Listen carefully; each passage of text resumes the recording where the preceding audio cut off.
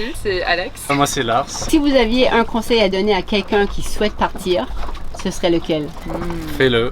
Quand tu vis une vie comme ça te fait penser à ok, qu'est-ce qui est important pour toi, comment est-ce que tu veux passer ton temps. Souvent les gens ils pensent que c'est vraiment les capacités en navigation ou les connaissances du bateau qui sont le plus important, et au final c'est ça s'apprend vite.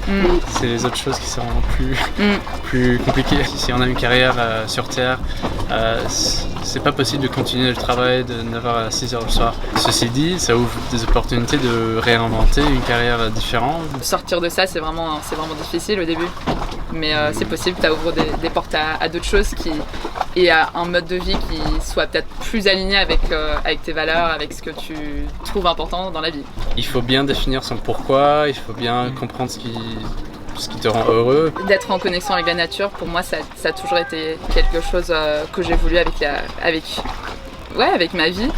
Tu vois les étoiles, surtout dans la ville, tu vois jamais les étoiles, et tu sors en bateau et puis tout d'un coup tu te souviens qu'il y a tout un univers là. Ouais, ça te donne une liberté aussi de comment tu veux construire ta vie en fait. Donc pour nous, ce qui a aidé beaucoup, c'est de voyager un petit peu, de sortir de la ville, voyager, même pas sur le bateau, mais juste prendre quelques semaines pour voir qu'il y a d'autres modes de vie possibles et que tout le monde va bien et que ils sont contents, et c'est... Ouais, de pas avoir peur en fait. Mais il y a vraiment des hauts et des bas, hein. Faut pas penser non plus que qu'il y a que des bonnes choses, mais je pense que c'est avec les bas, les moments où voilà, c'est plus difficile, que tu apprécies encore plus les bons moments. Comme tout dans la vie, c'est pas le bateau qui va porter le bonheur, c'est pas le bateau qui est la solution pour tous les problèmes.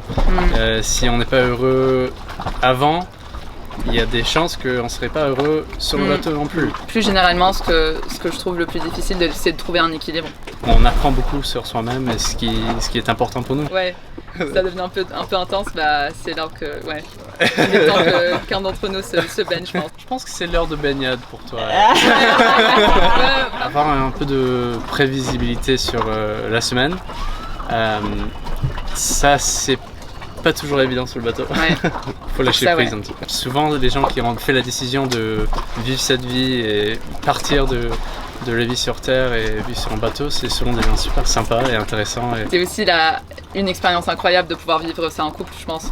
D'un côté, le bateau est un véhicule de liberté, de pouvoir voyager où on veut, mais en même temps, il y a beaucoup de restrictions avec aussi. On peut pas juste partir du bateau quand on veut. Tu veux pas non plus acheter un bateau et passer des années à refaire le bateau et pas pouvoir profiter de cette vie peut t'apporter aussi. Dans ce style de vie, il y a quelque chose à valoriser. Faut pas avoir peur de se faire confiance aussi, et puis de voir s'il y a moyen éventuellement de créer quelque chose de nouveau.